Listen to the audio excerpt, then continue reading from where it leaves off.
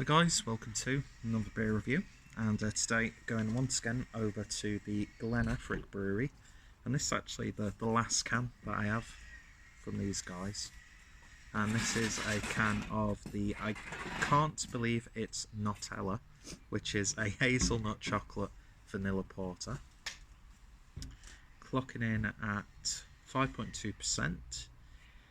And description is totally not inspired by the famous hazelnut and chocolate spread with a similar name. This porter is richly decadent as if straight from the jar. So yeah, Glen Affric, really nice brewery, and I hope that their web shop opens up again soon, because I've actually really enjoyed the beers that I've had from this brewery. And I think this is the only dark beer that I have. The rest have been pales or lagers, which have all been really, really good. So there we go. Get it all in. Looking really nice in the glass. It does look like sort of like watered down NOTella, or you've slightly melted it. And head, well, there was about one finger's worth of a slightly tan looking head, but that's died down really quickly. So let's see if we can give it a swirl so we can get a sniff. You definitely get the vanilla in there. In fact, it's got a lot of vanilla. It almost has a bit of like a lactose aroma. I'm not getting too much of the chocolate or the hazelnut.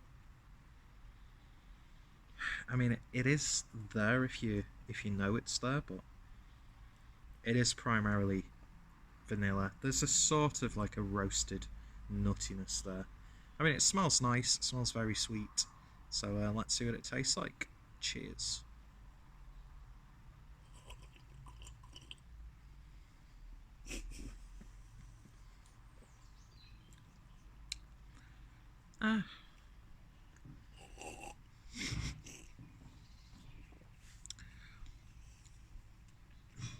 I don't really think it tastes like NOTella or NOTella. I can kind of see what they were going for, but I don't think in terms of flavour it pulls it off. To me, it's more like a slightly dark chocolatey, heavily vanilla porter, I would say, as opposed to what it's supposed to be. You get faint hints of that.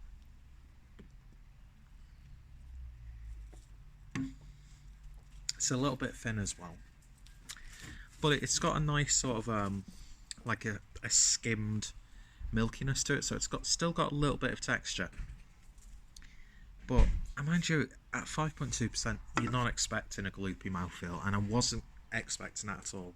But it could just do with a little bit more oomph, if I'm being honest. You get the sort of like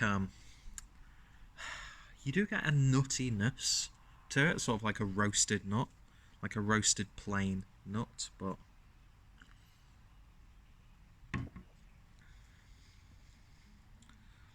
there's, yeah, as I said, just very, very faint hints of what it's attempting to be. Doesn't really go into much description about what they've actually used in the beer itself. Just says it contains cereals including gluten, barley, wheat and oats. So it doesn't even really go into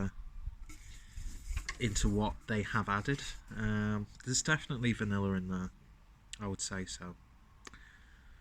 It's almost like they've tried to replicate it with just the malts, which I think would be very commendable if that's what they have done. And the more I'm talking now, I am getting more of like more of the flavour of stuff like NOTella on the back end. There's almost like an aftertaste, as opposed to like it being upfront. Wow, this is exactly like taking it from the jar. Which, by the way, I'm just unpopular opinion, and yes, I know my hair's pretty much greasy as hell right now, but I'm in the middle of a lockdown, working from home. You only have to shower once every 3 days, don't you? I don't make the rules. Um, but yeah, I think actually Nutella's a little bit overrated. You got a nice close-up of my yellow teeth then. Give the people what they want, Peter. Um, yeah, I don't get that excited about it. If it's like on crepes or something, then it's really nice. And don't get me wrong, I would not turn down a chocolate cake covered in Nutella. But I'd much rather go for sort of like lotus spread or something like that. I don't really use that sort of stuff much. Anyway, do you know what I am sort of getting a flavour of? You know, you can get like ice creams like Ben and Jerry's. Insert whatever brand you want to here. But you know, you get like dark chocolate pieces in some ice creams, like the sort of more expensive ones. I'm getting that slight character. It sort of more reminds me, the more I'm drinking it, of like a chocolate ice cream. So there's a real sense of decadence there. Bit too much vanilla for me, for my own personal tastes, but then again, I'm not that big of a vanilla fan. I like it when it's sort of part of something, but I don't like it when it's a main flavour. Um, yeah, like stuff like vanilla ice cream, vanilla yogurts, that sort of stuff. And when like something's really predominantly vanilla, especially when it comes to beer, it's not something that excites me. It's like when people go mad over like maple syrup in stouts, and it's like, no, there's only one thing, and that hurt my finger. There's only one thing that maple syrup should be put on, and that's your pancakes in the morning. I mean, it's really flavourful. I'm not gonna, deduct any points for that, but it, I can believe that it's Nutella. Is it a bad beer? Hell no. It's still a really solidly brewed, medium strength porter. Got a little bit more body than you expect, although I think when you start reading labels on beers before you drink a beer for the first time, you are easily swayed, and your expectations can be played around with. So I think going into this, reading that synopsis on the back, has sort of worked against this drinking experience. Now, if you presented me 2/3 of this in a glass, I'd be like, that's a really nice little porter. One of those classic things where on cask, I can imagine this is just a completely different beast. It needs a bit more creaminess, in my humble opinion. And my opinion is worth shit, because, quite frankly, who the fuck am I to tell any brewer what to do? But yeah, I'd like to try a few more Glen Affric darker beers. I do think, from conversations that I've had with other people about the brewery, that Glen Affric does shine a bit more when it comes to the pale beers. I mean, that tangerine, was it tangerine? Atomic Orange, that blood orange. One of my favourite beers of the year so far, and I know that's a beer that they brew a lot anyway, but God, that was such a good experience. Their lagers have been fantastic. So I know for a fact that Glen Affric are a really good brewery, and I'm just, a little bit annoyed that it's taken me so long to get to know them beer-wise. But yeah, they seem like really good guys. I know Simon reviewed this recently. I don't know what he thought of it, because I didn't want to watch his review before I reviewed mine. I don't like doing that. Although I've set myself up by reading a synopsis. I do like that label though. Photographic labels are like the way to my design heart. So nice.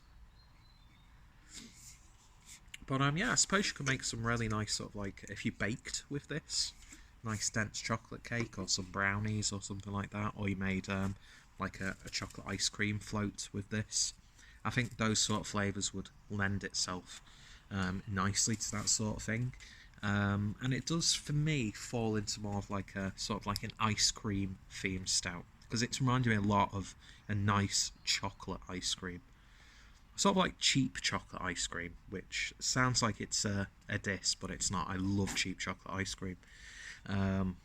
But then it also has the character of like in premium ice cream when you get chocolate chips. So the chocolate element, I think, is really nice.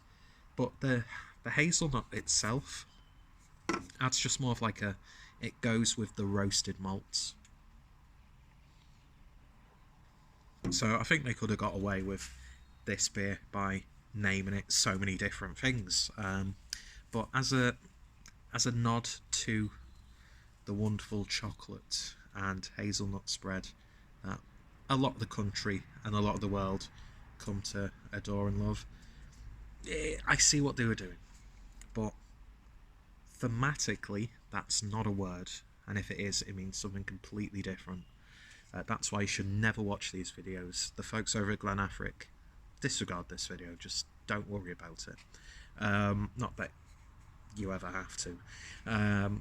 Yeah, so in terms of its theme, I don't think it's really hitting the high notes, but as a beer itself, with a little bit more body, a little bit more of the vanilla tone down, I think I would give it a much higher score than I am. But as it stands, I'm going to still give this one, excuse me, pre-score burp, I'm going to give this one a 7 out of 10. Recommended to give it a try.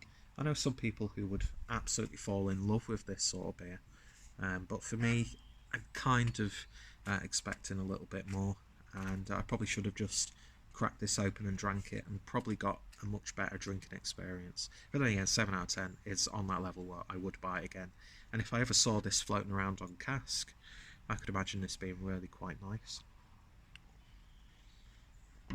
It's just a bit too much vanilla for me personally.